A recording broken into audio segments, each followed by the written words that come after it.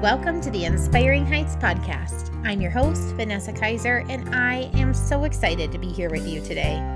Inspiring Heights exists to walk alongside you as we learn to create healthy rhythms, flourish in our faith, and be inspired where our feet are. We're honored that you're with us today. We can't wait. Let's get started. Hi, friends. Welcome to episode 15. Today, we're going to talk all about doing a 2/3 of the year check-in. For most of us who set goals, we use January 1st as that start date for our goals for the year. And then we sometimes use the month of June as like a mid-year check-in. Being halfway through the year, it feels kind of natural to dust off those goals and check in on our progress.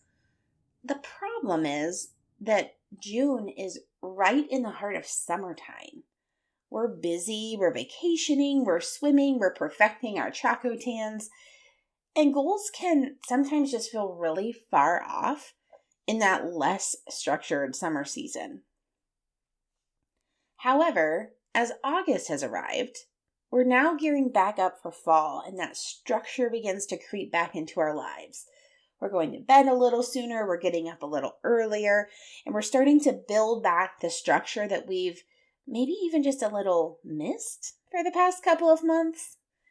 So while it might seem odd to do a 2/3 of the year check-in, mostly because who does that, right?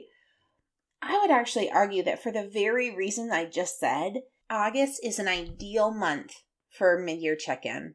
Taking some time to methodically review the goals that we set at the beginning of the year can set us up for success versus that end of the year, well, shoot, I still haven't gotten through that pile of books on my bedside table feeling. Maybe you're wondering why an entire podcast episode needs to be dedicated to looking at our goals and saying, yay or nay, they still matter, or that's really funny that I thought I could get that done this year.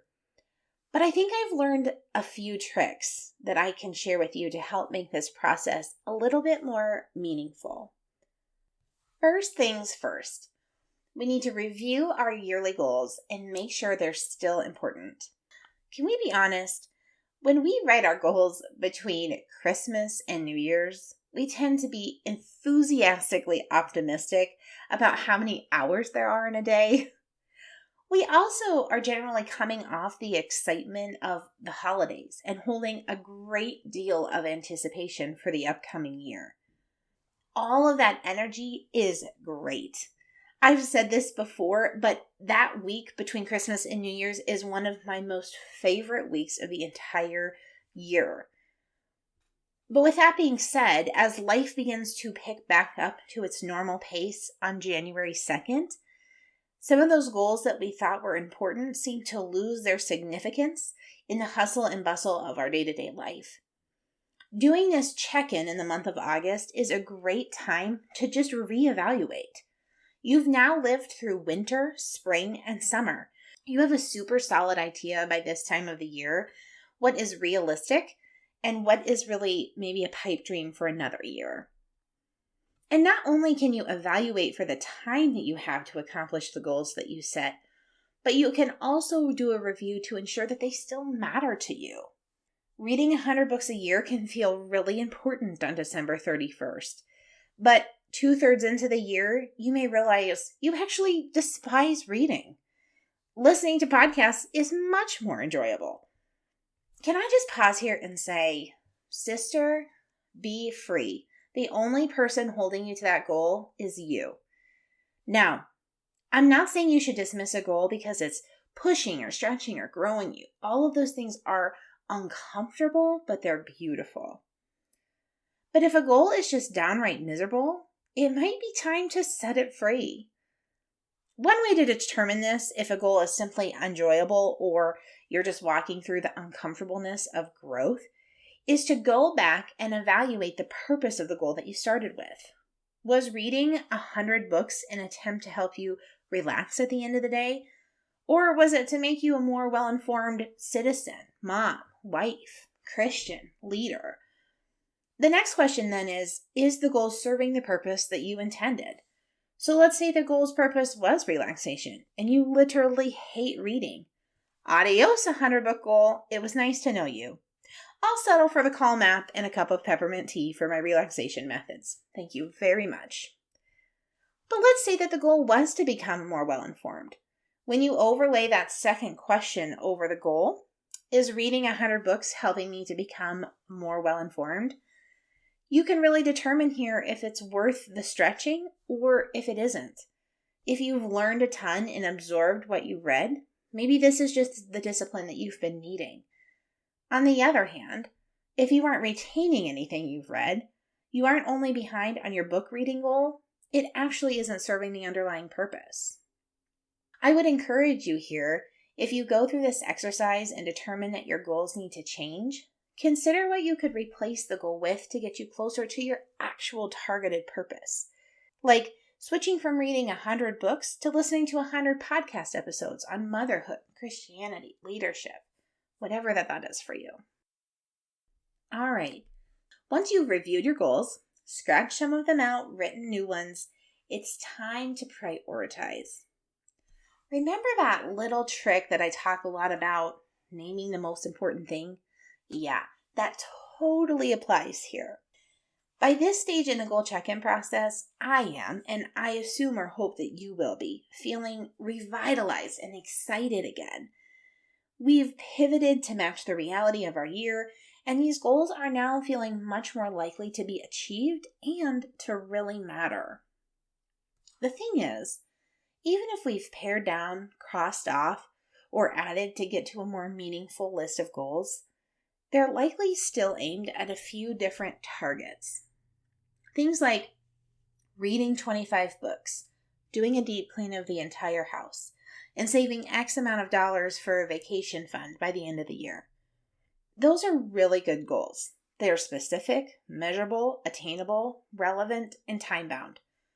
But they're also very different, and they require different parts of your time, your energy, and your resources. When we're naming the most important thing, you aren't submitting to the idea that you won't accomplish all that you wish to. You're simply just helping yourself determine upfront what the priority is.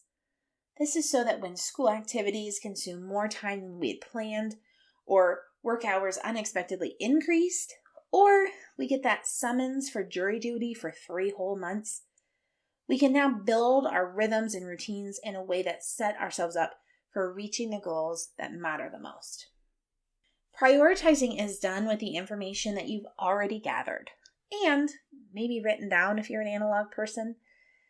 It's looking back and seeing what the purpose of each goal is, and then determining which one matters the most to you. Maybe the purpose of that deep cleaning goal is so that your home feels cozy, warm, welcoming, and safe. Maybe saving money for the vacation is because your family is planning a big family vacation to Mexico next year, and you need $2,000 to make that happen. Once you evaluate the purpose behind the goal, what matters the most should be very easy to determine. Now that we have reanalyzed our goals, pivoted, and prioritized, it's time for the fun part, making a plan and charting the course. Some goals require routine and/or rhythm change. Other goals require strict discipline and structure. I would contend to you that sometimes we get those two things confused, and that can actually lead us to hating the very thing we're setting out to accomplish. I'm going to circle back to the book reading scenario. Reading 25 books in a year is a goal that can be accomplished through appropriate rhythms or routines. Say, for example, that you read each morning before work, or at lunch on your break, or maybe you're a bedtime reader. You could meet your goal of 25 books by simply switching from scrolling through Facebook for your entire lunch break to making it a priority to pick up a book for a little bit. All too often, though, I find myself and others turn a goal like reading a book into a super strict discipline. Read 30 pages a day, or read 60 minutes Monday through Friday and 90 minutes on Saturday and Sunday. With an approach like this, all of a sudden we've turned a hobby into a chore, and it drives disdain towards the activity that was actually meant for pleasure. And here's the thing about a goal like reading. there's actually a really high likelihood that we might find ourselves reading outside of our scheduled time. Camping vacation? Hello, my favorite Karen Kingsbury book. Weekend at home sick? Nothing better to do than pick up a book. Sunday afternoons for rest is a great time for reading. A strict reading regimen isn't required here because by allowing ourselves the freedom to enjoy the process, we tend to naturally move towards it in our free time. On the flip side, there are goals that do require strict discipline or structure. Saving a certain amount of money for a family vacation is an example of that. If you're living on a structured income that doesn't fluctuate very much throughout the year, if you don't set aside a certain amount of money each paycheck, you won't reach your goal. Unlike reading when you get the itch, you probably won't find yourself itching to transfer money into a savings account, right? So that goal would require the discipline of savings and a structure mapped out to accomplish it. I have a few filters that you can run through your goals to determine if they require structured discipline or some simple changes in rhythm and routine. First, ask yourself, do I already do the things that are getting me closer to the goal? Am I already tidying a room a month in my house? Do I do a deep spring cleaning and I actually only have a few nooks and crannies left before my entire home is reset? Do I enjoy picking up a book when I have time? If the answer to this question is yes, that could be a good indication that a simple addition to your routine can get you to your goal. If the answer here is no, that could mean a more structured approach is needed. Do I enjoy the work needed to achieve the goal? Does cleaning excite you? Does seeing your savings account grow bring you enough joy to keep you from buying those pens? If so, perhaps a routine is all that you need. However, if you despise cleaning day, or you can't even remember that you have a savings account when you're at the office supply store, structure will be your friend. Consider how much time might be needed to achieve the goal. If it seems that without a certain amount of pages read per day, dollars saved per month, or rooms dusted per week, you positively will not succeed, yep, you got it. Structure is needed. If there's room for space, the goal is achievable with some flexibility, routine might be the fit. I'm not here to tell you what to do, right? Right. I would, though, really encourage you to write next to your goal, routine, or structure. Once you know, the next step is to determine what the routine or structure needs to be to get you towards the goal. As you might have guessed, I have some thoughts on how to do that too. First, how much do I need to dedicate towards the goal? How much time, money, energy, days away, late nights, early mornings, whatever it is.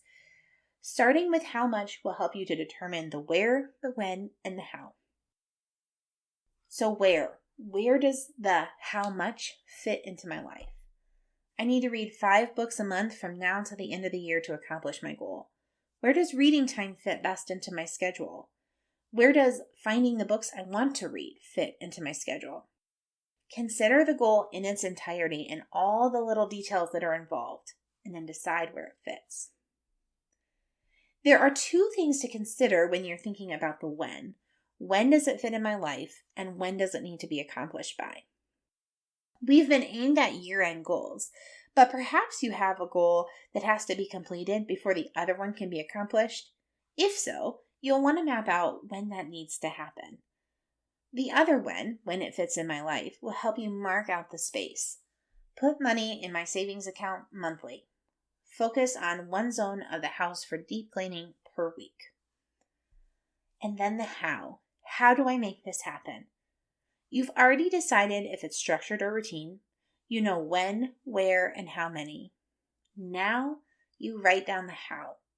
It's almost like taking the noun, the verb, and the adjective and making a sentence. I'm going to get up at 6 a.m. 3 days a week to read before work. I'm going to log into my bank account on the last Friday of the month and transfer $100 to my vacation fund. And as simple as that, you have revitalized your goals and you are now ready for the last 1/3 of the year. I hope these tips and tricks were helpful for you, friends, and that you can take some time this week to review your goals and prepare yourself as we step into this fall season. I want to take a second to tell you what's been inspiring me this week. This past weekend, hubby and I went on vacation with a group of friends to Medora, North Dakota. Medora is one of my favorite places that I have ever been. It is this really charming, quaint little town in the Badlands of North Dakota. It is beautiful there. It is cozy and welcoming and quaint and simple. I love that town so much. And whenever hubby and I are in a car together for a long period of time, we tend to have some really good conversations. We dream together. We talk about how life is going. We do some good check-ins with each other. It's just a good time for us to talk. And one of the things that we got to talking about was how much time we've been spending in front of screens. Social media, TV, computers, whatever that it is, we've spent a lot of time in front of screens. And as we talked through that, we decided two things. One, we really needed to do a social media cleanse. We work on the internet, right?